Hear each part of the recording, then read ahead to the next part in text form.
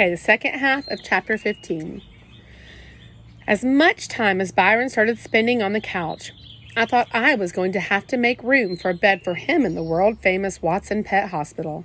Every time I'd look up, he'd be there, and we'd have to go eat or watch some TV or go to Mitchell's for something or change clothes or stuff like that. One day, his head popped over the back of the couch and he said, "Come on, I got something to show you." I knew I had to go. If I wouldn't, he'd pull me out by my legs. I followed Byron upstairs into the bathroom, and he stood in front of the sink and looked in the mirror. He scrunched his face up so he could see the bottom of his chin. Then he took his thumb and finger and felt around there. He smiled and real slow pulled the thumb and finger away. "Check this out, Jack." I looked real close, and there was a long, skinny black hair growing out of Byron's chin. He held it like it was worth $1 million. "And there's another one coming out, too." This made me wonder about my mustache. I hadn't looked at it for a long time and thought it might be pretty long by now. I climbed up on the toilet and leaned over the sink to see. Maybe it was because I hadn't looked at the mirror for a long time, but as soon as I saw myself with my lazy eyes still being lazy and my face looking so sad, I slammed my eyes shut and started crying. I even fell off the toilet. Byron caught me and set me on the floor. He knew this was some real embarrassing stuff, so he closed the bathroom door and sat on the tub and waited for me to stop. But I couldn't. I felt like someone had pulled a plug on me and every tear inside was rushing out. If there was a forest fire somewhere, all Smokey the Bear would have to do was hold me upside down over it and the fire wouldn't have a chance. Byron sat next to me on the floor and put my head in his lap. I still couldn't stop, even though I was soaking him worse than Joey ever drooled on anybody. It was real embarrassing. "I'm sorry, Bye. Shut up and cry if you want to." That sounded like a real good idea, so I did. I think I cried for about 200 hours. "Why would they do that, Byron?" I was sounding real bad. My throat was jumping around on my neck and making a bunch of weird noises.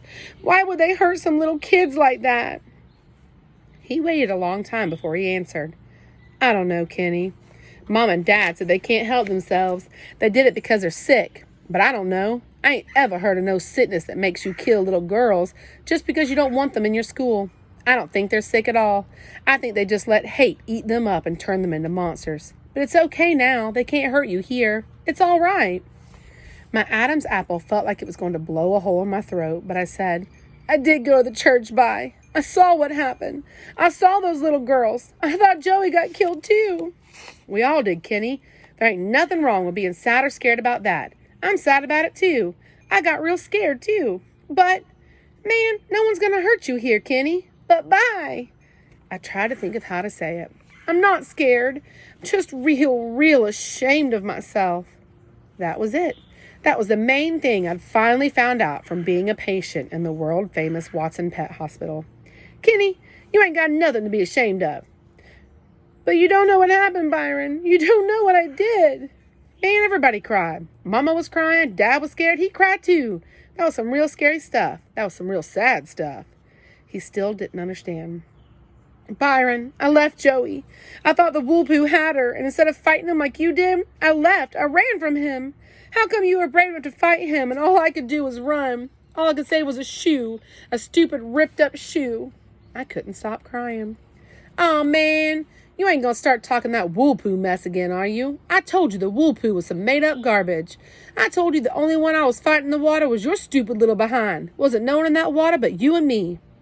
"That's what you think, Bye, but I know better. I've seen him twice." I couldn't believe Byron was still talking to me. Most of the time, if I started sounding weepy and whiny, he'd take right off. "Look, Kenny, if you don't quit talking that wool-poo nonsense, I'm gonna leave you in here to cry alone. There ain't no such thing as a wool-poo." Then he stopped sounding so mean and said, "And there ain't no such things as magic powers, neither." I was surprised he'd brought the magic powers. "You think I don't know why you've been hanging out behind the couch?" He grabbed my ear and twisted my head until I had to look at him. "You think I don't know you waiting for some stupid magic powers or genies or an angel to make you feel better? Dig this. You can wait behind that couch for the rest of your life and ain't no magic powers gonna come back there and make you feel nothing. Only thing that's gonna happen back there is that you gonna stunt your growth from being a little ball all day."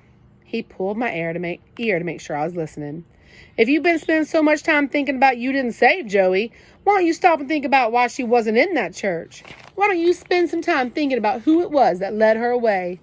But it wasn't me, Byron. I never. Man, shut up and listen. He twisted my ear to make me be quiet. Ain't no genies in this world, Kenny. Ain't no magic powers. There ain't even no angels. Not in this neighborhood, anyway. Man, I just don't get you. You supposed to be the one who's so smart. How can you believe in something as stupid as magic powers and genies living behind a couch, but not believe it was a part of you that took Joey out of that church?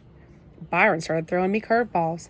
If you hadn't have been born, who'd have took her away from that bomb? No one. If you hadn't have been born and she walked out of that hot church and saw some stranger waving at her from across the street, you think she would have followed him? Heck no. She'd have gone right back in there. If you hadn't have been born, who would have gone in that church to see if Joey really was in there? Me and Mom and Dad was all too scared. You was the only one brave enough to go in there. Every time he made a point, he twisted my ear to make me understand better. But Byron, it's just not fair. What about those other kids? You know they had brothers and sisters and mamas and daddies who loved them just as much as we loved Joey. How come no one came and got them out of that church? How's it fair? How come their relatives couldn't come and warn them? Byron let go of my ear and thought for a second. Kenny, things ain't never going to be fair. How's it fair that two grown men could hate Negroes so much that they'd kill some kids just to stop them from going to school? How's it fair that even though the cops down there might know who did it, nothing will probably ever happen to those men? It ain't. But you just got to understand that's the way it is and keep on stepping. Byron let me sniff and wipe my hand across my eyes before he slid my head back onto the linoleum and stood up. He went over and got some toilet paper and wiped my tears and my boogers off my legs.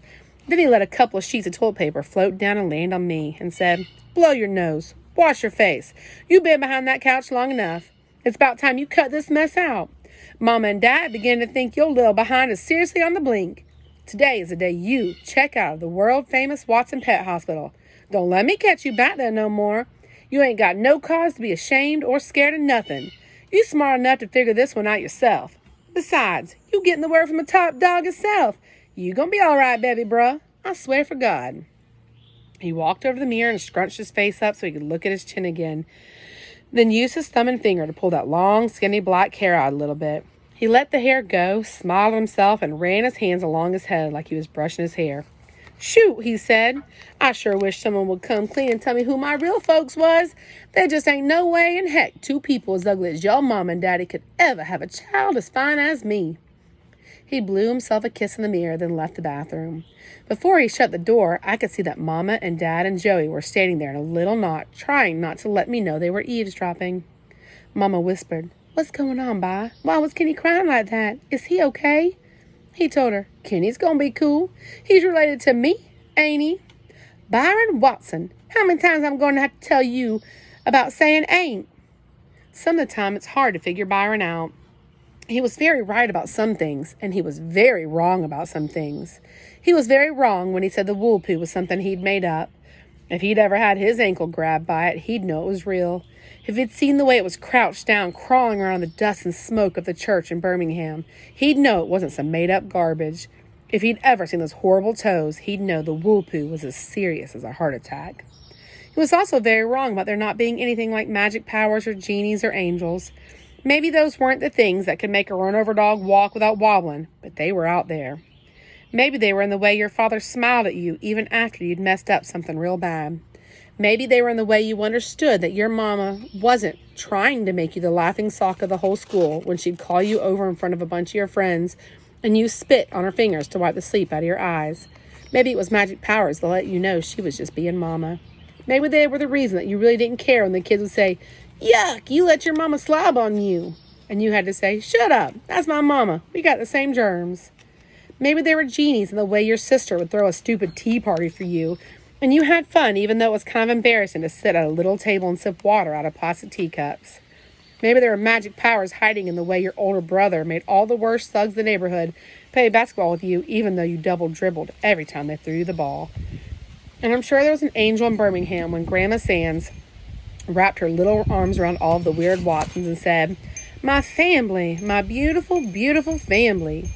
I climbed up on the toilet and leaned over the sink to take a look. I smiled. Byron was very right about some things.